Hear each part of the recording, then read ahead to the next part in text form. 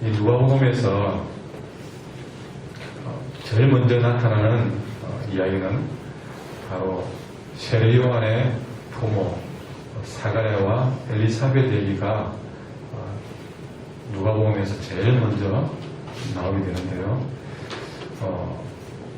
이 사가랴와 엘리사벳은 제사장 집안입니다. 이 제사장은 아론의 자손으로서 그 역할이 정해져 있습니다. 그래서 아론의 집안에서 제사장의 일을 감당을 하게 되는데, 이 사가랴는 성경 보니까 부부가 같이 하나님 앞에 의인이었다. 그리고 주의 모든 계명과 규례대로 흠이 없이 행했다. 하나님의 말씀을 빠뜨리지 않고 부부가 잘 지켜 살았던 것이죠. 그래서 하나님 앞에 의인이었다라고 이야기를 합니다. 한 가족이 이렇게 하나님의 말씀 앞에 흠이 없이 살아가는 것, 이건 참 우리의 꿈이자 소망이 아니겠습니까? 참 우리 한 해도 그렇게 우리 성도들이 하나님의 말씀 앞에서 흠이 없는 그런 삶을 여러분 힘써서 살아보십시오.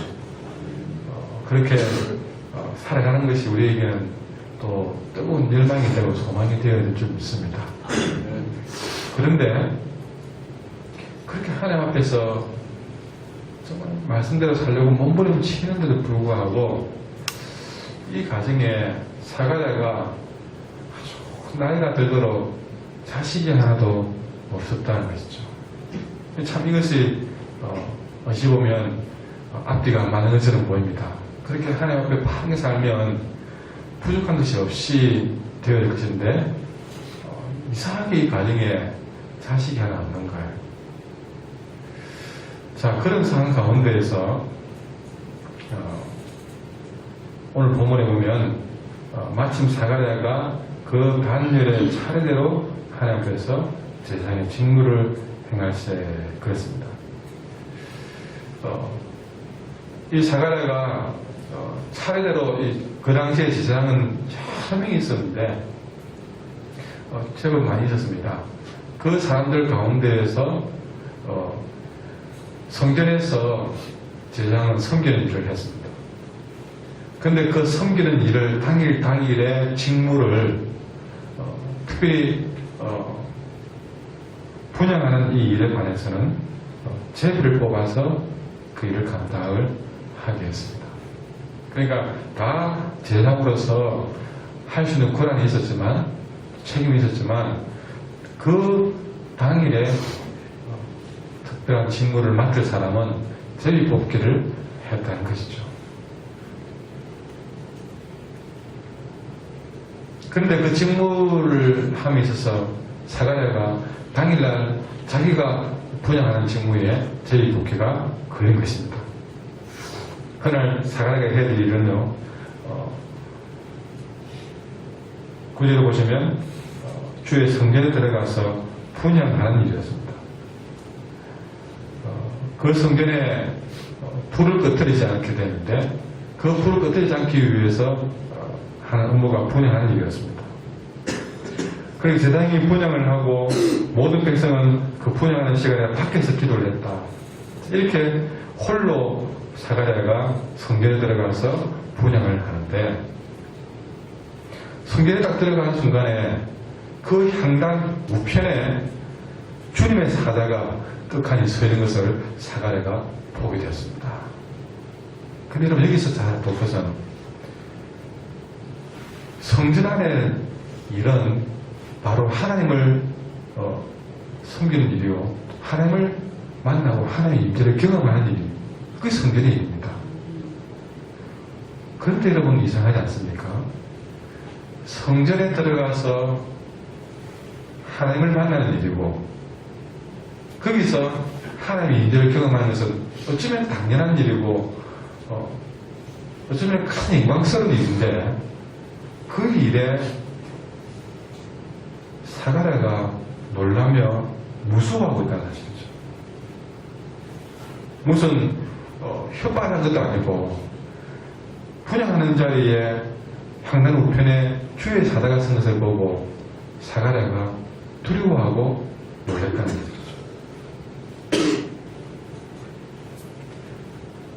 성경에서 하나님의 임재를 경험하는 것이 너무나 당연한 일인데 이걸 몰라고 있는 것이죠. 여러분,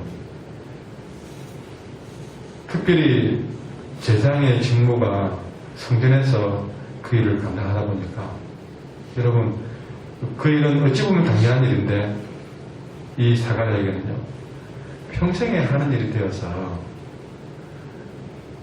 어쩌면 늘 말씀대로 살아왔던 사람이라 평생에 하는 일이었지만 그것이 자기도 모르는 과정에서 습관이 되어버린 것입니다. 전에 하던 대로 해버린 것입니다.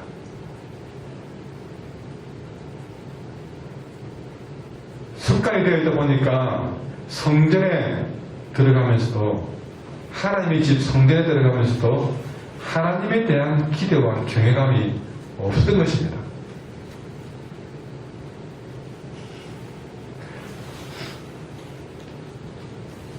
오늘날 많은 우리의 예배가 이게 스가랴처럼 하나님의 임재에 대한 기대와 경외감을 찾아볼 수가 없고 그저 주일만 되면 교회 오는 그래서 주일날 아침 11시만 되면 예배 드리는 그것이 나도 모르는 나중에 내 마음에서 내 삶에 이미 습관이 되어버려요.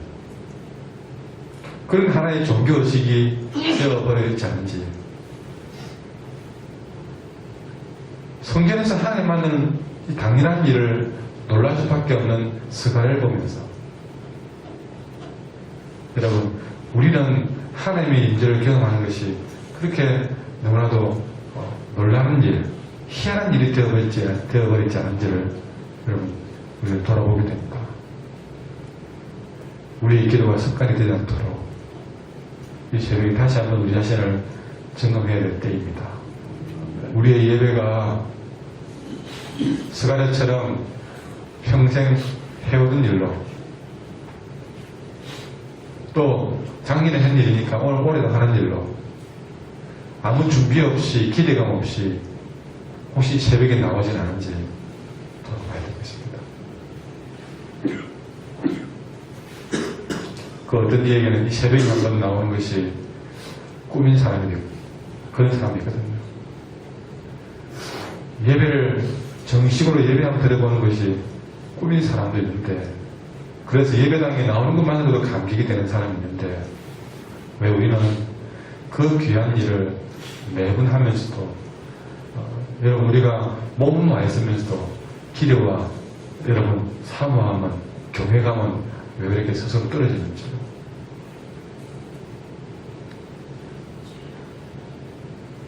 이런 사가랴에게 선사는 무수하지 말라고 하면서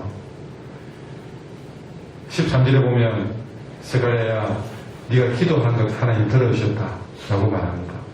그리고 그 응답으로 네가 그냥 가장 바라던 아들을 주겠다라고 이야기를 했습니다.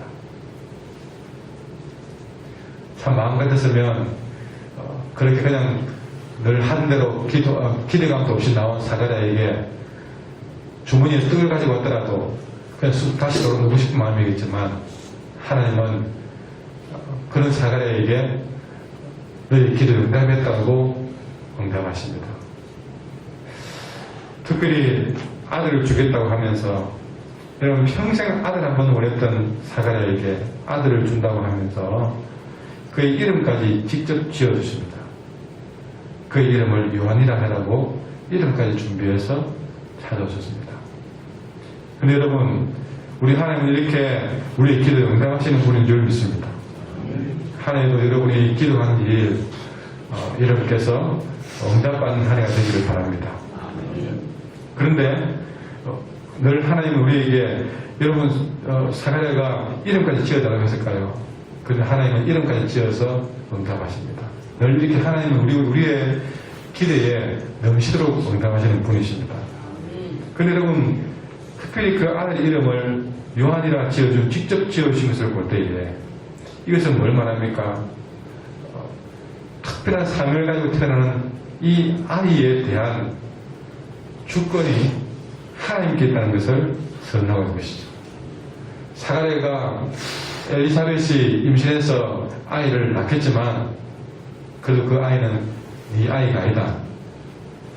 하나님이 이름 지어줄 만큼 사실은 이 아이의 주권은 하나님께 있다는 것을 선언한 것입니다. 여러분 기억하십시오. 지금까지 여러분이 기도의 응답으로 받은 것들이 있습니까? 또 한 해 동안 응답으로 하나님이 또 주실 것이 있을 것입니다. 그런데 여러분 우리가 예전에 응답으로 받은 것이든 또 앞으로 받을 것이든 그것은 하나님께서 우리에게 직접 주신 것입니다. 그건 뭘 말합니까? 그러므로 우리가 지금까지 받은 것도 앞으로 받을 것도 그것에 대한 주권은 내게 있는 것이 아니라 하나님께 있다는 것이죠. 우리는 그걸 사실 잊어서는 안 될 것입니다. 기도하는 것만 중요한 것이 아니라 내가 지금까지 받은 것도 앞으로 받을 것도 그건 내 거 아니라는 사실을 아셔야 됩니다. 물질도 시간도 기도해서 응답받는 것도 기도해서 응답받는 것도 내 것이 아니라 늘 하나님께로부터 온 것이라는 사실을 기억하고 주권을 하나님께 두며 사는 것이 진짜 기도 응답받은 자의 삶이다. 우리는 기도할 때까지는 몰라도 응답받아서 내 그대로 간다면 그때도 전부 다 내가 주인 되어 살아갑니다. 그것이 문제였던 것이죠. 응답받고 난 이후에도 하나님께 주권이 있음을 믿고 살아가는 그런 한 해가 되기를 바랍니다. 하나님이 그에게 응답하시면서 말씀하시기를 그렇게 응답으로 온 요한이 그들 부모인 사가랴와 엘리사벳에게도 기쁨이 되고 많은 사람들에게 기쁨이 될 것이라고 예언을 합니다. 여러분 많은 사람의 기쁨이 되는 것 그것은 신자의 강렬한 정체성입니다. 요한만 많은 사람의 기쁨이 되는 것이 아니라 우리 한 사람 한 사람도 이 땅에 기쁨이 되기 위해서 이 땅에 하나님이 우리에게 나게 하셨고 예수를 믿게 하신 것입니다. 우리 한 해는 그 누군가의 기쁨이 되셔야 될 것입니다. 그런데 그 기쁨이 되기 위해서 필요한 요소들을 오늘 말씀해 주는데 15절부터 세 가지를 말합니다. 첫째는 15절에 이는 그가 주 앞에서 큰 자가 되며 주 앞에서 큰 자가 되며 여러분 주 앞에서 큰 자라고 말했지만 이 세례 요한은 자신의 인생을 자기를 위해 살지 않았습니다. 주 앞에서 진정한 큰 자는요 많은 사람을 섬기는 자가 주 앞에서 큰 자라는 거죠. 그러니 이 요한이 많은 사람의 기쁨이 될 수 있는 것은 많은 사람을 섬기는 삶을 살기 때문에 주 앞에서 너가 크다라고 하나님이 인정을 해주는 것이죠. 여러분 우리가 세상에 큰 기쁨을 주는 삶이 되려면 많은 사람을 섬기는 삶을 사셔야 됩니다. 두 번째는 그가 왜 기쁨이 되었느냐. 여러분 15절 보시면 포도주나 독한 술을 마시지 않았다. 포도주나 독한 술을 마시지 않았다는 것은 자신의 삶을 성별된 자로서 가꾸어 갔다는 것입니다. 세상에 악한 것 다 누려가면서 기쁨이 될 수 없습니다. 그리고 세상 사람들도 술, 담배 먹지 말자고 그러는데요. 꼭 술, 담배만 아니라 좋지 못하는 것은 우리는 안 먹고, 안 듣고, 안 보고 살아야만이 세상에서 성별된 삶을 살 수 있습니다. 남들 한 것 다 해가면서 우리는 기쁨이 될 수가 없습니다. 여러분, 누가 봐도 좋지 않다는 것은 듣도 보도 먹지도 마시지도 말자는 것입니다. 세 번째는 여러분 이 16절에 보시면 15절에 모태로부터 성령의 충만을 받았다. 세례 요한이었습니다. 이거는 참으로 찾아보기 힘든 일이었습니다. 그러나 중요한 사실입니다. 우리가 사람을 변화시키는 참된 그런 기쁨이 되기 위해서는요, 성령 충만을 받아야 됩니다. 내 힘은 안 됩니다. 근데 모태로부터 우리는 못 받아봤습니다. 그럼 우리는 끝장나느냐? 아니요. 늦지 않다는 것이죠. 나이가 70이 되고 80이 되어도 지금부터라도 늦지 않다는 것이죠.